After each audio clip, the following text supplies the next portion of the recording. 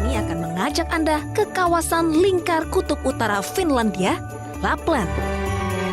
Berpacu dengan husky dan rusa kutub dalam balutan salju.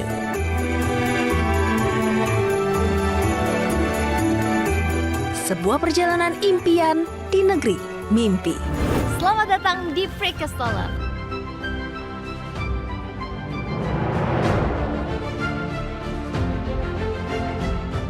Berseluncur bersama husky di pegunungan es. Berburu aurora borealis. Mengagumi keindahan panorama pegunungan Alpen di Swiss.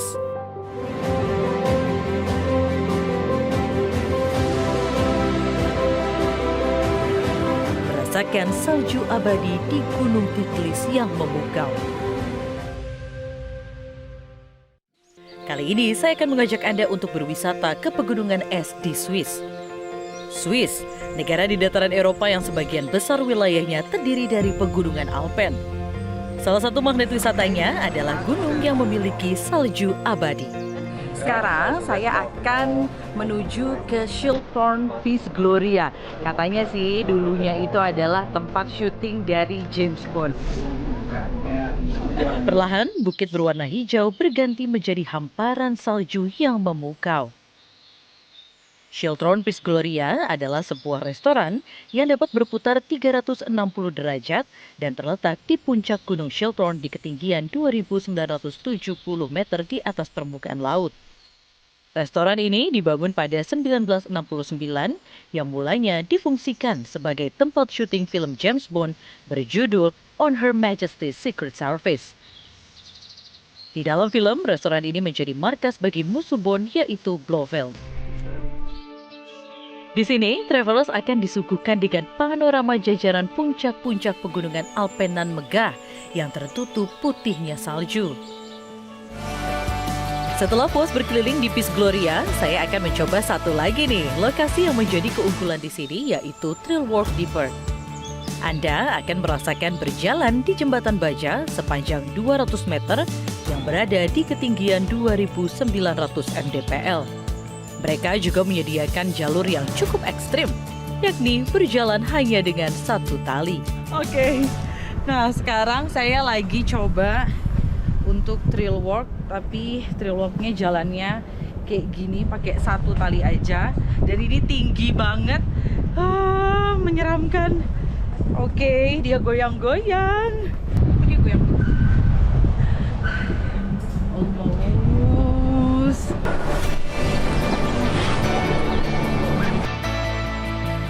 Meski menegangkan, tetapi berjalan di sini dipastikan aman. Terlebih lagi, panorama pegunungan Alpen luar biasa menakjubkan, membuat Anda tak bosan berlama-lama di sini.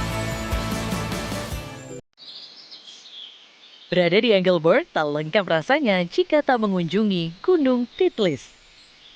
Menuju Titlis, saya harus menaiki cable car. Rata-rata wisata pegunungan di Swiss sudah terkoneksi dengan cable car, sehingga wisatawan dapat dengan mudah menuju puncak tanpa harus lelah mendaki. Dari ketinggian, saya bisa melihat desa Engelberg yang sangat cantik secara menyeluruh.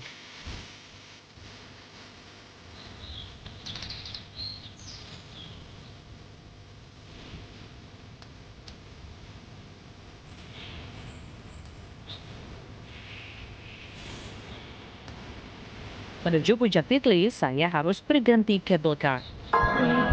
Kami pun menaiki Titlis Rotair, yakni kereta gantung pertama di dunia yang dapat berputar. Tadi setelah naik 2 kali cable car dari bawah, dan sekarang untuk menuju ke atas, kita harus naik Rotair. Titlis adalah mutiara di mahkota Swiss. Gunung Titlis adalah glasier tertinggi di Swiss bagian tengah. Banyak aktivitas menarik yang bisa travelers lakukan di sini. Salah satunya mengunjungi Gua Gletser. Gua Gletser disebut juga sebagai Istana Es. Gua sepanjang 150 meter ini berusia hingga 5.000 tahun.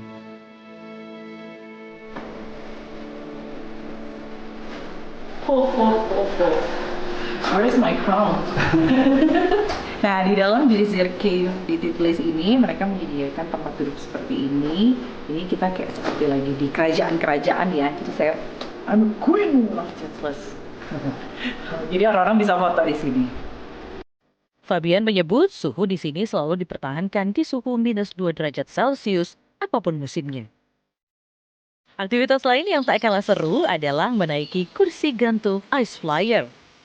Di sini saya diajak melewati lembah es dan ngarai yang indah. Berada di kursi gantung seakan terbang melintasi awan. Nah, jika Anda ingin mencoba memacu adrenalin, Anda bisa mencoba menaiki jembatan gantung Titlis. Jembatan ini adalah jembatan tertinggi di Eropa karena berada di ketinggian 3000 mdpl. Di sini, wisatawan juga dapat berfoto melalui kamera yang sudah disediakan. Salah satu yang disediakan di sini adalah bisa foto, ada alatnya. Jadi kita tinggal tekan aja di sini, lalu nanti kita tinggal foto. Kita coba ya. Oke, Fabian, you can push the button.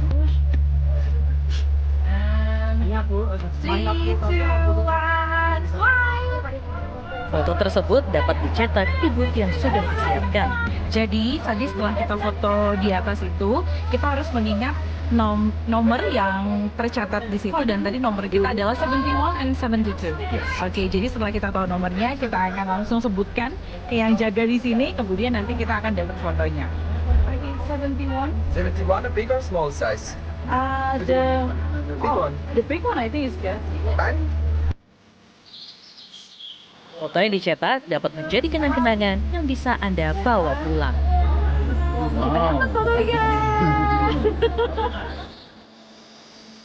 Saya pun masih ingin mencoba aktivitas lainnya yang ditawarkan di Titlis, yakni snowtubing atau berseluncur di es. Alat yang digunakan untuk berseluncur adalah ban.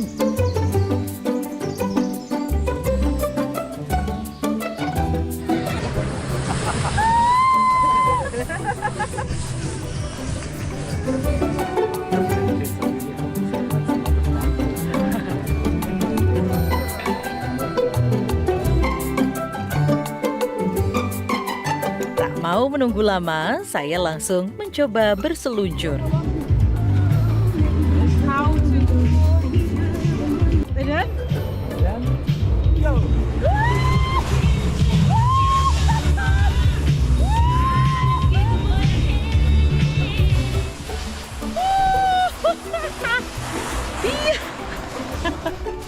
gila, cepet banget.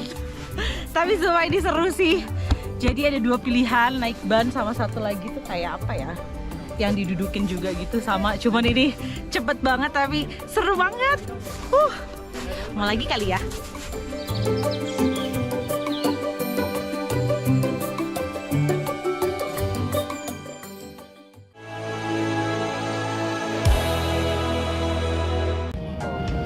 Lapland merupakan kawasan utara Finlandia yang masuk dalam lingkaran Kutub Utara.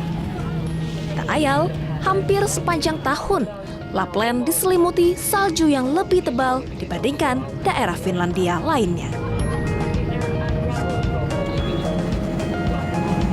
Jarak dari airport menuju ke Ruka Village ini kurang lebih 20 km.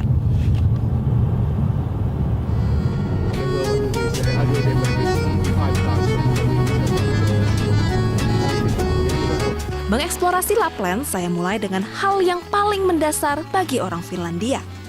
Sauna. Di Finlandia, sauna ternyata tidak hanya untuk menghangatkan diri, tapi ternyata sudah jadi budaya. Seperti apa sauna ala orang Finlandia? Yuk! Ada 2 juta sauna di Finlandia dengan jumlah penduduk 5 juta. Bisa dikatakan, hampir di setiap rumah di Finlandia terdapat sauna. Sauna sudah menjadi kebutuhan pokok orang Finlandia. Budaya sauna dipengaruhi oleh suhu rata-rata yang dingin sepanjang tahun. Meski nyatanya, orang Finlandia juga tetap melakukan sauna di musim panas.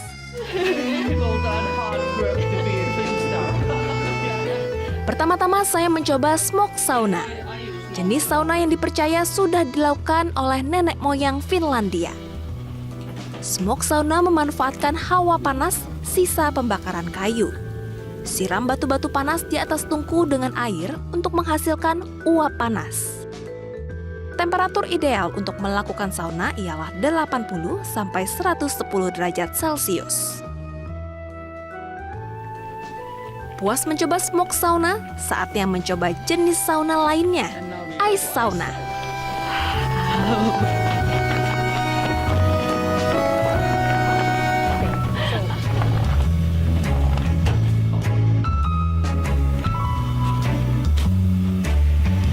Okay, and now we go to ice hole.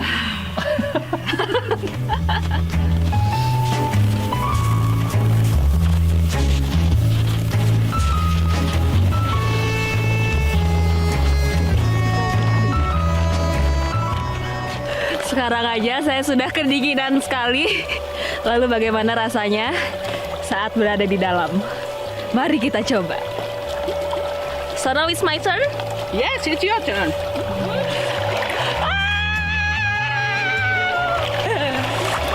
Tiga, dua,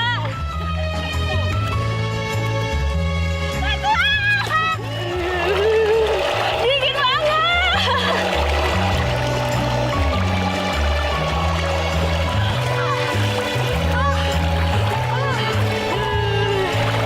Jadi ini budayanya orang Finlandia. Wow. Bayangkan, orang Finlandia biasanya dapat mengulang ritual sauna mulai dari smoke sauna hingga ice hole sauna sebanyak 3 kali. Perubahan suhu ekstrim diyakini bisa memperlancar peredaran darah. Bagi orang Finlandia, sauna bukan hanya sekedar cara menghangatkan tubuh. Sauna menjadi tempat untuk saling mengenal pribadi masing-masing. Tempat untuk mengambil berbagai keputusan penting, dan tempat untuk mencari hening.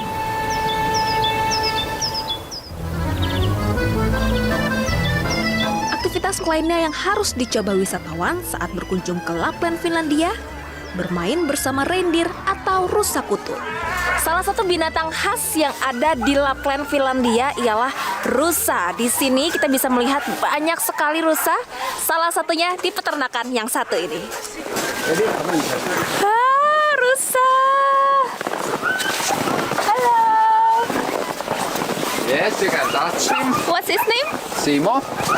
Yes, you can touch and how it feels.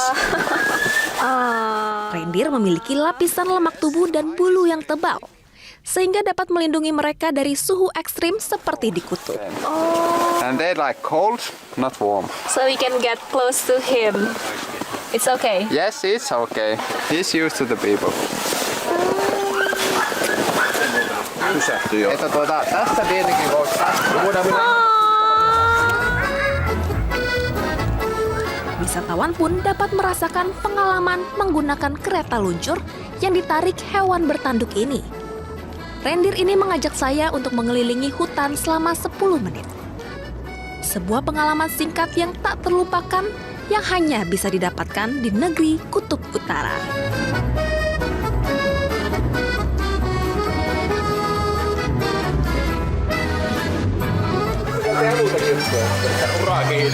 Setelah melihat rusa, sekarang waktunya bermain dengan anjing husky.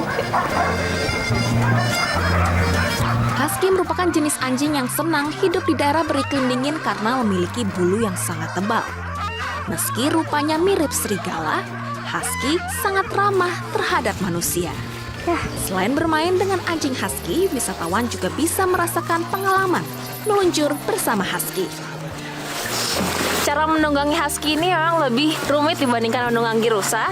Kita harus memegang dengan sangat kencang karena husky ini akan berlari dengan sangat cepat. Dan kaki kanan di sebelah sini, kaki kiri sebelah sini. Dan yang ini untuk rem. Ada 5 anjing husky yang akan menarik kereta luncur ini. Tiap barisan mempunyai keunggulannya masing-masing. Yang paling belakang merupakan husky yang terkuat. Barisan tengah merupakan yang tercepat. Sementara paling depan berjenis perempuan dengan tipe pemberani.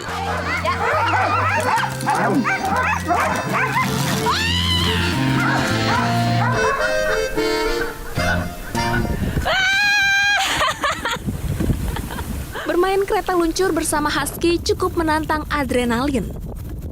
Husky merupakan jenis anjing yang suka berlari dengan sangat cepat. Mereka anjing-anjing pintar yang bisa diandalkan. Anda pun tidak perlu takut tersesat di tengah hutan.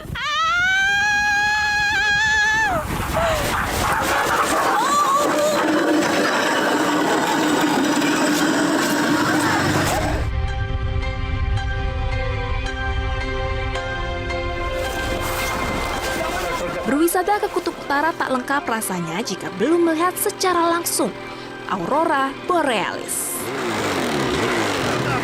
Saat ini kita akan melihat Northern Lights yang merupakan Aurora Borealis, salah satu fenomena alam yang hanya bisa dilihat di Kutub Utara. Katanya hari ini cuacanya kurang baik karena mendung, tapi semoga hari ini kita bisa melihat Aurora Borealis. Saya pun akan meluncur menggunakan snowmobile untuk mencari spot terbaik untuk melihat Aurora Borealis malam ini. Spot terbaik untuk melihat aurora ialah tempat yang jauh dari cahaya. Aurora Borealis muncul selama 200 hari dalam setahun. Namun penampakannya sangat bergantung pada awan. Semakin cerah langit, tingkat kemungkinan untuk melihat Aurora Borealis akan semakin tinggi. Jauh-jauh ke belahan utara dunia, saya sangat berharap bisa melihat indahnya Aurora Borealis untuk pertama kalinya malam ini.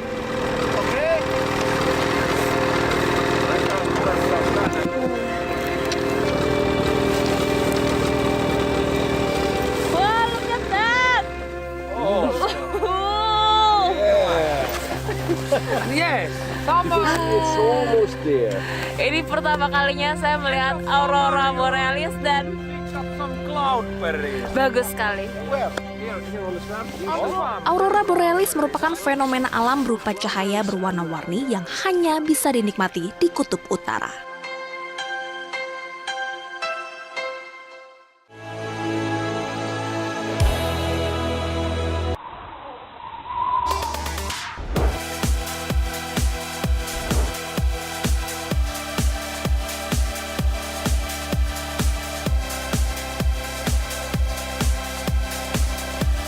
Tujuan utama saya ke Norwegia adalah berburu Aurora Borealis. Meski tidak berada di wilayah paling utara Norwegia, namun di pegunungan Sulitelma, dengan banyak keberuntungan, kita bisa melihat keindahan cahaya menari di langit malam. Karena waktu yang saya miliki cukup panjang, saya pun memutuskan untuk mencoba olahraga yang juga memacu adrenalin, yaitu dog sledding. Dog sledding atau naik seluncur dengan anjing menjadi hal yang baru dan cukup banyak menarik wisatawan lokal dan mancanegara, termasuk saya. Sekarang saya sudah siap buat melakukan perjalanan. Tapi perjalanannya ini unik karena saya akan ditemani oleh teman-teman saya, lihat. Mereka akan membawa saya jalan-jalan mengitari kawasan ini. Tertarik kan? Ayo ikut saya ya. Nah, ini tempat duduknya. Kita memulai perjalanan bersama 8 Alaskan Husky teman-teman saya.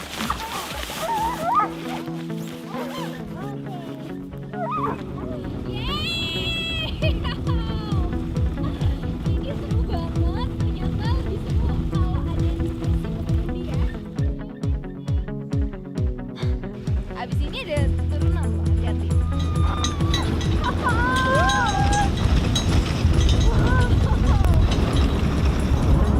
Hello.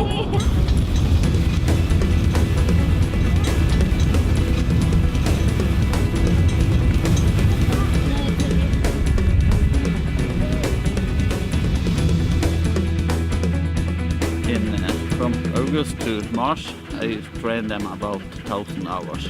1,000 hours, oke. Butuh beribu jam untuk melatih mereka semua.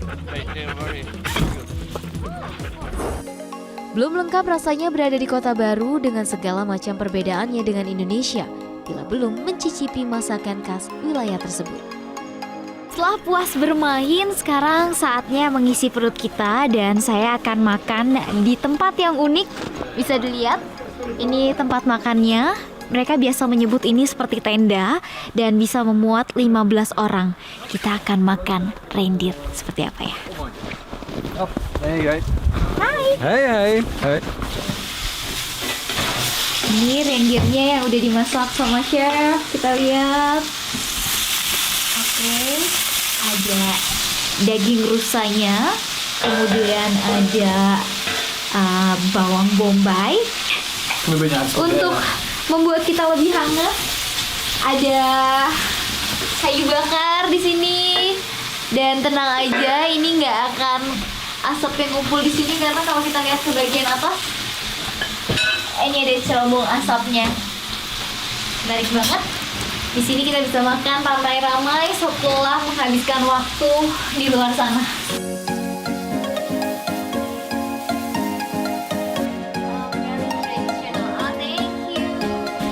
Makanannya udah datang. Dan ternyata memakan ini menggunakan pendamping. Ada roti sami. Ini roti khas. Saya pengen coba teksturnya.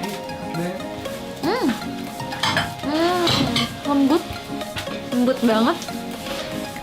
Dan ini creamy enak. Saya mau cobain dagingnya. Empuk banget.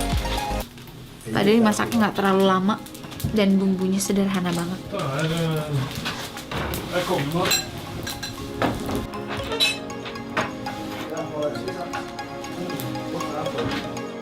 Waktu kini menunjukkan pukul 8 malam. Langit sekarang udah gelap. Sekarang saatnya kita mengejar tujuan utama kita datang ke sini. Melihat aurora.